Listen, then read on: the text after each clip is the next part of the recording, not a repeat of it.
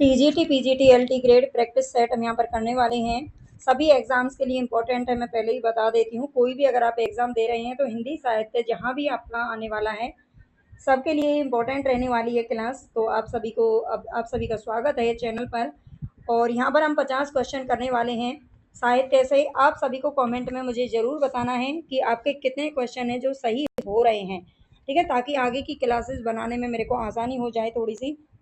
और कल जिन्होंने बताया था 40 क्वेश्चन, उनके लिए बहुत बहुत धन्यवाद, बहुत अच्छी बात है ना। मुझे लगता है आपको इस तरह की क्लासेस की अभी और ज़रूरत है। तो चलते हैं अपने फर्स्ट क्वेश्चन की तरफ। अगर आपको अच्छी लगे क्लास तो प्लीज़ क्लास पूरी ज़रूर देख लेना, 50 क्वेश्चन है केवल। और लाइक सब्सक्राइब भी कर लेना, ठीक है। तो फर्स्ट क्वेश्चन है हमारे यहाँ पर, नई कहानियाँ पत्रिका के संपादक कौन थे? नई कहानियाँ नामक पत्रिका थी और इस पत्रिका के संपादक कौन थे?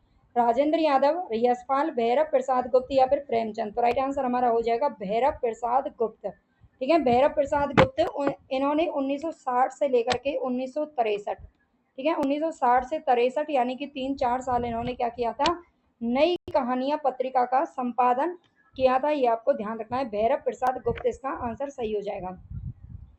वर्ष 2017 का ज्ञानपीठ पुरस्कार निम्नलिखित में से किस लेखिका को दिया गया है? वर्ष 2017 में ज्ञानपीठ पुरस्कार किसे दिया गया था? तो हिंदी साहित्य में ज्ञानपीठ पुरस्कार की जो शुरुआत है वो 1968 में हुई थी। सबसे पहले पंत को दिया गया था, चिदम्बरा के लिए, ठीक है। लेकिन ये पूछ रहा है कि 2017 का ज्ञानपीठ पुरस्कार किसे दिया गया था? कृष्णा सोबती, मृदुला गर्ग, चित्रा मुदगल या फिर मन्नू भंडारी। तो दूसरे का हमारा करेक्ट आंसर क्या हो जाएगा? ए हो जाएगा। ये कृष्णा सोबती को दिया गया था 2017 में, ठीक है, ये आपको ध्यान रखना है। आगे चलते हैं, निम्न में से कौन सी पत्रिका का संपादन है जो कि भारतेंदु जी ने किया है? भारतेंदु ने कौन सी पत्रिका का संपादन इनमें से किया है? भारतेंदु, कवि वचन सुधा, हिंदी प्रदीप या फिर ब्राह्मण। तो राइट आंसर हमारा हो जाएगा यहाँ पर कवि वचन सुधा, ठीक है। जो कवि वचन सुधा है इसका संपादन भारतेंदु जी ने किया था। और ये कब किया था ये आपको ध्यान रखना है। तो 1868 ईस्वी में किया था, जब इन्होंने नाटक लिखना शुरू किया था। विद्या सुंदर नामक नाटक इन्होंने 1868 में लिखा था, तभी कवि वचन सुधा पहली पत्रिका इन्होंने निकाली थी। इसके अलावा इनकी बाला बोधिनी है, बाला बोधिनी नामक पत्रिका है। बाला बोधिनी ये 1874 ईस्वी में निकाली गई थी, ठीक है। बाला बोधिनी नाम से 1874 में, ये ध्यान रखना। और हरिश्चंद्र मैगजीन जो कि 1873 में निकली थी, ये ध्यान रखना। हिंदी प्रदीप की बात करें तो हिंदी प्रदीप बालकृष्ण भट्ट की पत्रिका है। और ब्राह्मण जो पत्रिका है ये प्रताप नारायण मिस्र की पत्रिका है, ठीक है। भारतेंदु किसकी है आप मुझे कमेंट में जरूर बताना। भारतेंदु नाम की कवि पत्रिका भी है और बहुत बार मैंने इसको करवाया भी है। आगे क्वेश्चन है हमारा, प्रसिद्ध समीक्षक रमेश कुंतल मेघ को उनकी किस कृति के लिए वर्ष 2017 का साहित्य अकादमी पुरस्कार मिला था? प्रसिद्ध समीक्षक हैं रमेश कुंतल मेघ, इनको साहित्य अकादमी मिला था 2017 में। तो इनकी किस रचना के लिए मिला था? अतः तो सौंदर्य जिज्ञासा, साक्षी है, सौंदर्य प्रासनिक, क्योंकि समय एक शब्द है, विश्व मिथक, सरित सागर। विश्व मिथक, सरित सागर। तो इनमें से कौन सी रचना है जिनके लिए इनको साहित्य अकादमी दिया गया था? तो राइट आंसर हमारा हो जाएगा विश्व मिथक सरित सागर, ठीक है। विश्व मिथक सरित सागर इसके लिए इनको दिया गया था। बाकी सभी रचनाएं इन्हीं की हैं, रचनाएं थोड़ी सी अटपटी हैं, ध्यान रखना। और ये इनकी समीक्षात्मक ग्रंथ हैं। आगे हमारा क्वेश्चन है, निम्नलिखित में से कौन से रचनाकार हैं जिनको ज्ञानपीठ पुरस्कार नहीं मिला है? ठीक है, इनमें से किसको ज्ञानपीठ पुरस्कार से सम्मानित नहीं किया गया? महादेवी वर्मा को मिला था, यामा के लिए मिला था, यामा के लिए, ठीक है। यामा इनका काव्य संकलन है और ये मिला था 1982 ईस्वी में। ये प्रथम कवियत्री थी जिनको 1982 में, यानी कि महिला कवियत्री पहली थी, ठीक है। कवियत्री महिला ही होती हैं, तो महिला प्रथम महिला थी जिनको ज्ञानपीठ पुरस्कार मिला था 1982 में। हजारी प्रसाद द्विवेदी को नहीं मिला, ठीक है। ये आंसर हमारा बी सही हो जाएगा। सुमित्रा नंदन पंत को चिदम्बरा के लिए मिला था, 1968 में प्रथम मिला था। और रामधारी सिंह दिनकर को उर्वशी के लिए मिला था 1972 ईस्वी में, ठीक है। ये आपको ध्यान रखना है। आगे चलते हैं, स्त्री विमर्श की दृष्टि से इनमें से किस लेखिका की गणना घोषित नारीवादी लेखिका के रूप में की जाती है? स्त्री विमर्श की दृष्टि से इनमें से किस लेखिका की गणना घोषित नारीवादी लेखिका के रूप में की जाती है? तो 6 का हमारा करेक्ट आंसर हो जाएगा मन्नू भंडारी, प्रभा खेतान, मृदुला गर्ग या कृष्णा सोबती। तो प्रभा खेतान हमारा आंसर सही है, ठीक है। प्रभा खेतान सही है। अगर आपकी क्लास अच्छी लग रही है तो प्लीज़ लाइक कर दीजिए, ठीक है। इतना रिक्वेस्ट हम आपसे करते हैं, क्योंकि आप लाइक सब्सक्राइब ही नहीं करेंगे तो फिर फ़ायदा क्या है इतना मेहनत करने का। जाति का विनाश पुस्तक के लेखक का क्या नाम है? जाति का विनाश पुस्तक के लेखक का क्या नाम है? सुरेंद्र अज्ञात, चंद्रिका प्रसाद जिज्ञासु, कमल भारतीय, डॉक्टर भीमराव अंबेडकर। जाति का विनाश, तो राइट आंसर हमारा हो जाएगा यहाँ पर डॉक्टर भीमराव अंबेडकर। ठीक है, 7वें में डॉक्टर भीमराव अंबेडकर ने पुस्तक लिखी थी और ये 1936 ईस्वी में प्रकाशित हुई थी। ठीक है, ये भी ध्यान रखना। जाति का विनाश ये दलित साहित्यकार से संबंधित है। आगे हैं, भारतेंदु ने यात्रा व्रत संबंधी कौन सी रचना लिखी थी? भारतेंदु जी ने यात्रा व्रत संबंधी इनमें से कौन सी रचना लिखी थी? गया यात्रा, इलाहाबाद की यात्रा, गंगा पार की यात्रा, फिर ये सरयू पार की यात्रा। तो डी में हमारा राइट आंसर क्या हो जाएगा? सॉरी, 8 में हमारा राइट आंसर हो जाएगा डी, सरयू पार की यात्रा। ठीक है, सरयू पार की यात्रा लिखी थी इन्होंने। एक लिखी थी लखनऊ की यात्रा। ठीक है, लखनऊ में गए थे, मेहंदावल में गए थे, मेहंदावल की यात्रा इन्होंने लिखी थी, मेहंदावल, है ना। और एक इन्होंने लिखी थी हरिद्वार की यात्रा। ये 4 यात्रा वृत्तांत है इनके जो पूछ लिए जाते हैं। आगे, घुमक्कड़ शास्त्र यात्रा व्रत के लेखक कौन है? घुमक्कड़ शास्त्र यात्रा व्रत के लेखक कौन है? सत्यदेव परिव्राजक, राहुल सांकृत्यायन, यशपाल या फिर अज्ञेय। घुमक्कड़ शास्त्र, तो राइट आंसर हमारा यहाँ पर हो जाएगा राहुल सांकृत्यायन। ठीक है, घुमक्कड़ शास्त्र यात्रा व्रत के लेखक है राहुल सांकृत्यायन। इन्हें ही यात्रा वृत्तांत का पितामह कहा जाता है, ये भी आप ध्यान रखना। आगे क्वेश्चन है हमारा, रिपोर्टाज किस भाषा का शब्द है? रिपोर्टाज किस भाषा का शब्द है? जर्मन, फ्रांसीसी, अंग्रेजी या फिर हिंदी। तो 10 में हमारा करेक्ट आंसर क्या हो जाएगा? बी सही हो जाएगा। जो रिपोर्टाज है ये फ्रांसीसी भाषा का शब्द है। ठीक है, फ्रांसीसी हमारा करेक्ट हो जाएगा। आगे क्वेश्चन है हमारा, नेपाली क्रांति को लेकर रिपोर्टाज लिखने वाले कौन है?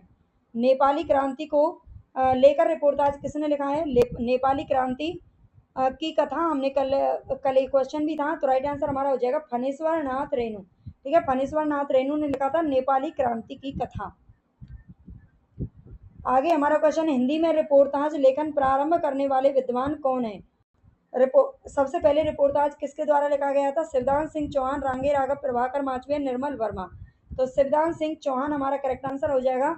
शिवदान सिंह चौहान ने लक्ष्मीपुरा, ठीक है, ये पूछा जाता है इसकी विधा क्या है, लक्ष्मीपुरा नामक 1938 ईस्वी में इन्होंने सबसे पहला ये रिपोर्टाज लिखा था। इसके बाद इसकी जो है शुरुआत मानी जाती है। ठीक है,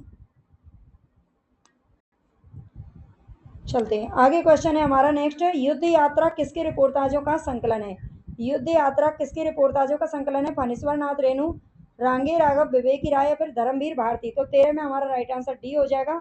ये धर्मवीर भारती का रिपोर्टाजों का संकलन है। ठीक है, जो युद्ध यात्रा है ये धर्मवीर भारती के रिपोर्टाजों का संकलन है। नेक्स्ट क्वेश्चन है, डायरी साहित्य संबंधित कमलेश्वर की कृति कौन सी है? डायरी साहित्य से संबंधित कमलेश्वर ने कौन सा कृति लिखी है? दिल्ली मेरा प्रदेश, देश देशांतर, क्या खोया क्या पाया, सैलानी की डायरी। तो राइट आंसर हमारा हो जाएगा देश देशांतर। ठीक है, जो देश देशांतर है ये किसकी है? कमलेश्वर की है और ये डायरी विधा से संबंधित है, ये आपको ध्यान रखना है।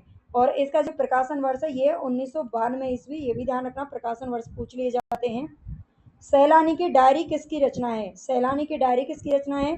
डॉक्टर देवराज, राजेंद्र अवस्थी, मुक्तिबोध या हरिवंश राय बच्चन। तो 15 में हमारा करेक्ट आंसर हो जाएगा बी, राजेंद्र अवस्थी। ठीक है, राजेंद्र अवस्थी हमारा सही होगा।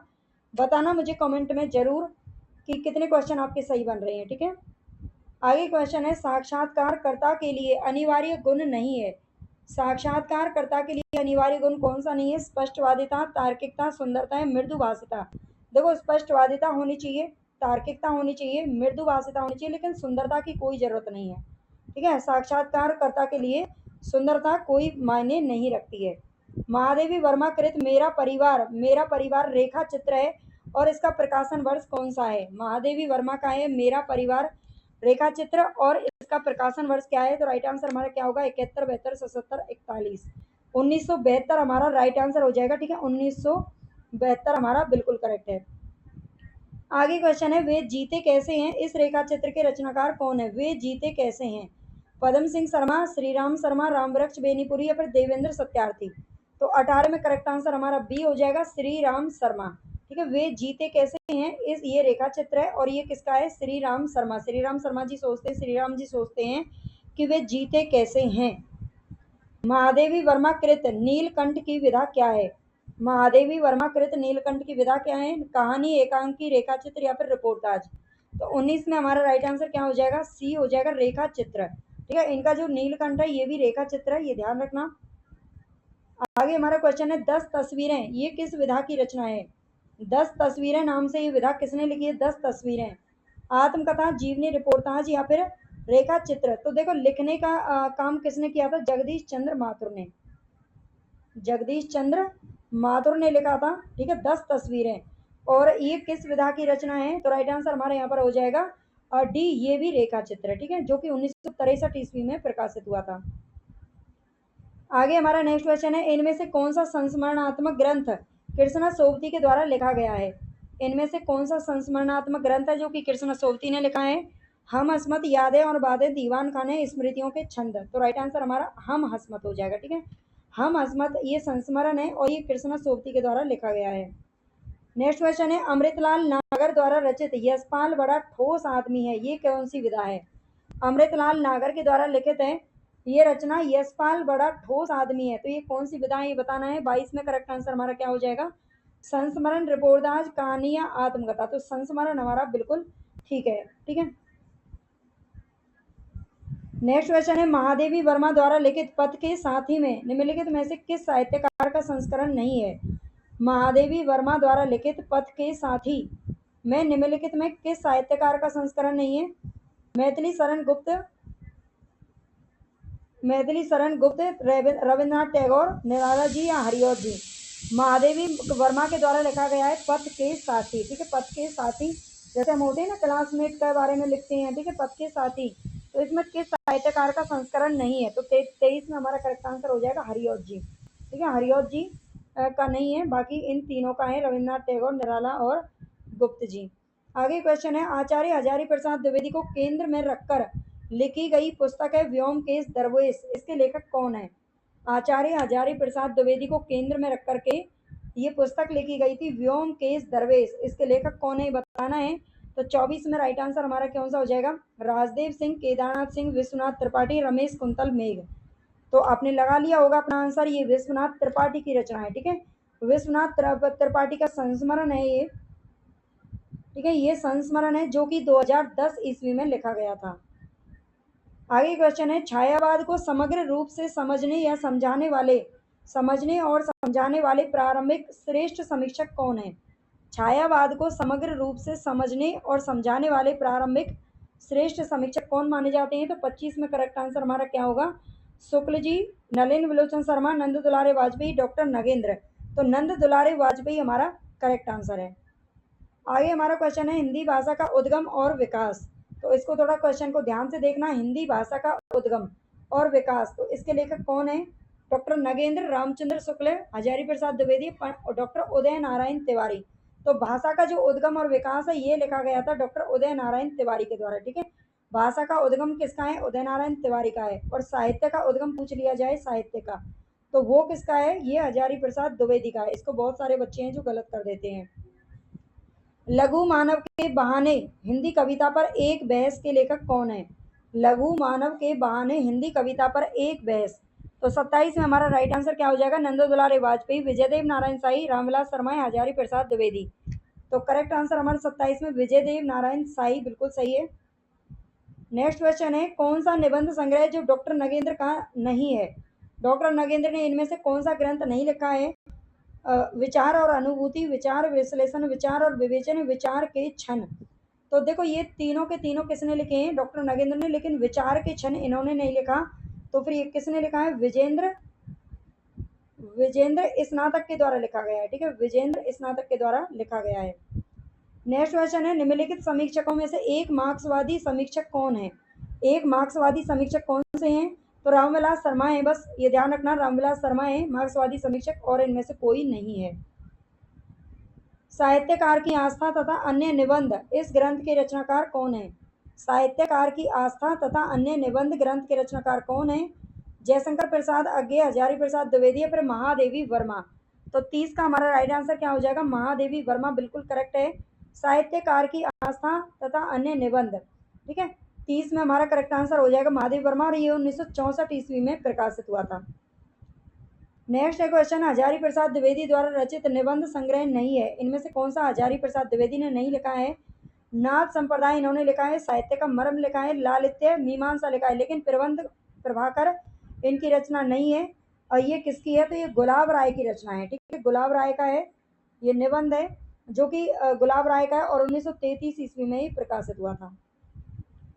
आगे क्वेश्चन है, लोभ और प्रीति निबंध में शुक्ल जी ने स्थूल रूप से लोभ के उग्र लक्षण में कौन से लक्षण की चर्चा की है? लोभ और प्रीति निबंध में, लोभ और प्रीति नाम का निबंध किसका है, तो शुक्ल जी का है। और इन्होंने स्थूल रूप से लोभ के उग्र लक्षण में कौन से लक्षण की चर्चा की है? लोभ हमें क्यों पैदा होता है ना, तो लोभ के लिए असंतोष, ठीक है, लोभ किसके, असंतोष, हमें जब असंतोष होता है किसी चीज को लेकर तभी तो हम उसे पाने की इच्छा रखते हैं, तभी हमारे मन में लोभ जगता है ना। जानवी कहानी के लेखक कौन है? यहाँ पर जानवी के क्वेश्चन है, अलग अलग सभी विधाओं से यहाँ पर क्वेश्चन लिए गए हैं, दो दो चार चार है ना। तो 33 में राइट आंसर बताइए। अगर आपको टॉपिक वाइज पढ़ने हैं ना, कहानी, निबंध, उपन्यास, या हिंदी साहित्य का इतिहास, आदिकाल, भक्तिकाल, तो आप चैनल की प्लेलिस्ट पर जा सकते हैं। कम से भी कम उसमें 100 के लगभग कुछ वीडियोस हैं और बहुत ही अच्छी तरीके से उनमें जो है वन लाइनर भी हैं और एमसीक्यू फॉर्म में भी हैं, सभी जो टॉपिक हैं उनको कंप्लीट करवाया गया है, ठीक है, आप उसको देख सकते हैं। जानवी कहानी के लेखक कौन है? अज्ञे, बंग महिला, उपेंद्र नाथ और जैनेन्द्र कुमार। तो राइट आंसर हमारा हो जाएगा जैनेन्द्र कुमार, ठीक है। 33 में हमारा करेक्ट आंसर क्या है? जैनेन्द्र कुमार, बिल्कुल ठीक है। खेल पाजेब, नीलम देश की राजकन्या, ठीक है, ये इन्हीं की रचना है। शतरंज के खिलाड़ी, ये किसकी रचना है? शतरंज के खिलाड़ी ये कहानी है और ये किसकी है? तो ये मुंशी प्रेमचंद के द्वारा लिखी गई है, ठीक है। शतरंज के खिलाड़ी किसकी है? मुंशी प्रेमचंद की कहानी है। ऊषा प्रियमवदा की वापसी किस विधा की रचना है? ऊषा प्रियमवदा की जो वापसी कहानी है ये किस विधा की रचना है? तो ये भाई कहानी है, वो तो मैंने बता दिया, और ये ऊषा प्रियमवदा की है, ठीक है। आगे है सिक्का बदल गया, ये किसकी कहानी है? सिक्का बदल गया, तो ये कृष्णा सोबती के द्वारा लिखी गई है, ठीक है। 36 में हमारा राइट आंसर बी हो जाएगा। नेक्स्ट क्वेश्चन है, कौन सा उपन्यास है जो पंडित हजारी प्रसाद द्विवेदी का नहीं है? तो बाणभट्ट की आत्मकथा इन्होंने लिखा है, चारू चंद्रलेख अनामदास का पोता, लेकिन वयम रक्षाम हजारी जी का नहीं है, बल्कि किसका है? चतुरसेन शास्त्री का है, ठीक है। चतुरसेन शास्त्री का उपन्यास है वयम रक्षाम। महाभोज मन्नू भंडारी का किस प्रकार का उपन्यास है? महाभोज उपन्यास है किसका? मन्नू भंडारी का, जो कि 1982 में प्रकाशित हुआ था। और ये किस प्रकार का उपन्यास है? ऐतिहासिक, राजनीतिक, धार्मिक या आंचलिक? तो राइट आंसर हमारा हो जाएगा राजनीतिक, ठीक है, बी ऑप्शन करेक्ट है। आगे चलते हैं, रुकोगी नहीं राधिका की उपन्यासकार कौन है? रुकोगी नहीं राधिका की उपन्यासकार कौन है? दीप्ति खंडेलवाल, राजी सेठ, मंजुल भगत या उषा प्रियमवदा? रुकोगी नहीं राधिका ऐसा कौन कहता है? तो 39 में हमारा करेक्ट आंसर क्या होगा? डी हो जाएगा, उषा प्रियमवदा। उषा की सहेली है कौन? राधिका, ठीक है। राधिका से कह रही है रुकोगी नहीं क्या राधिका मेरे लिए? इंदर सभा के लेखक कौन है? इंदर सभा के लेखक कौन है? आगा हसन काश्मीरी, अमानत भारतेंदु हरिश्चंद्र या प्रताप नारायण मिश्र? तो इंदर सभा के जो लेखक है ये काव्य रचना है और ये किसकी है? अमानत कवि की है, ठीक है, अमानत कवि हमारा सही हो जाएगा। आगे है, भिखारी ठाकुर का विदेशिया। विदेशिया क्या है? लोकगीत, लोक कथा, लोक गाथा या फिर लोक नाटक?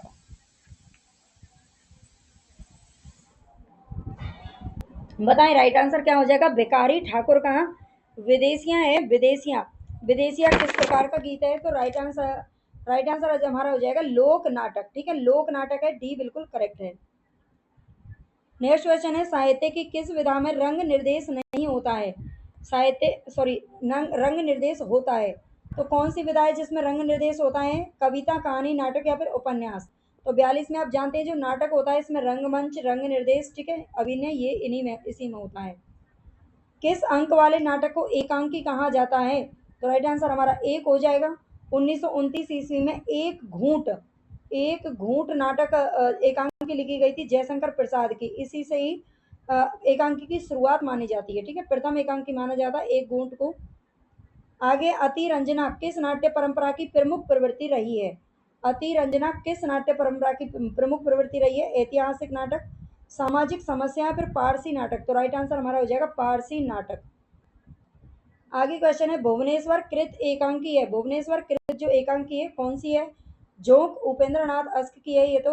अशोक वन की बात करें तो अशोक वन किसकी है? लक्ष्मी नारायण लाल की है, ठीक है, लक्ष्मी लाल लिख देती हूँ, नारायण आप लिख लेना।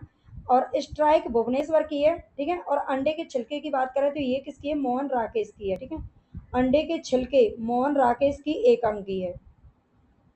नेक्स्ट क्वेश्चन, ब्रह्म राक्षस किसकी कविता है? ब्रह्म राक्षस किसकी कविता है? नागार्जुन, अज्ञे, मुक्तिबोध या दिनकर। तो राइट आंसर हमारा हो जाएगा मुक्तिबोध। ठीक है, 46 में करेक्ट आंसर मुक्तिबोध है। और नेक्स्ट क्वेश्चन है हमारे यहाँ पर, किस साहित्यकार का संबंध मध्य प्रदेश से है? किस साहित्यकार का संबंध इनमें से मध्य प्रदेश से है? धूमिल, हरिवंश राय बच्चन। हरिवंश राय बच्चन तो यूपी से संबंधित है। ठीक है, भवानी प्रसाद मिश्र का संबंध एमपी से है, यानी कि भवानी प्रसाद मिश्र हमारा आंसर सही हो जाएगा। ठीक है, जी हाँ हुजूर मैं गीत बेचता हूँ, ये किसकी पंक्तियाँ हैं? जी हाँ हुजूर मैं गीत बेचता हूँ, ये किसकी पंक्तियाँ हैं? तो ये भवानी प्रसाद मिश्र की पंक्तियाँ हैं। ठीक है, भवानी प्रसाद मिश्र राइट आंसर हो जाएगा। नई कविता नाम का प्रचार किस रचनाकार ने किया? नई कविता नाम का प्रचार किस रचनाकार के द्वारा किया गया? रामविलास शर्मा, रांगे राघव प्रयाग, नारायण त्रिपाठी या फिर अज्ञे। तो अज्ञे ने किया था। नई कविता नाम की इनकी एक पत्रिका निकलती थी। ठीक है, पत्रिका निकलती थी और 1991 में नई कविता नाम दिया था इन्होंने पत्रिका के विशेषांक में। आगे, चाकू से खेलते हुए काव्य संग्रह के रचनाकार कौन है? चाकू से खेलते हुए काव्य संग्रह के रचनाकार कौन है? राजेश जोशी, सौमित्र मोहन, शेखर जोशी, अरुण कमल। तो राइट आंसर हमारा हो जाएगा सौमित्र मोहन। ठीक है, बी बिल्कुल करेक्ट है। 50 में से आपके कितने क्वेश्चन सही हुए आपको मुझे कमेंट में जरूर बताना है। और अगर आप हिंदी साहित्य के नोट्स लेना चाहते हैं, ठीक है, नोट्स लेना चाहते हैं, कंप्लीट नोट्स जिनमें गद्य विधाएं आदिकाल से नई कविता तक कंप्लीट नोट्स आप लेना चाहते हैं, तो केवल और केवल 600 रुपये आप पे कर सकते हैं इस नंबर पर। ठीक है, इस नंबर पर पे करके आप घर तक मंगवा सकते हैं। बहुत ही अच्छे हैं जो कि ये लिखे गए हैं। ठीक है, बहुत ही अच्छी तरीके से लिखे गए हैं और उम्मीद है कि ये नोट्स पढ़ने के बाद आपका कोई भी एग्जाम है जो आसानी से निकल जाएगा, लेकिन भाई मेहनत आप ही को करनी पड़ेगी। ठीक है, ओके, धन्यवाद। लाइक सब्सक्राइब जरूर कर देना। जितना ज़्यादा आप लाइक कमेंट सब्सक्राइब करेंगे ना, उतना ही ज़्यादा अच्छी क्लासेज हैं वो आपको यहाँ से मिलती रहेंगी, है ना।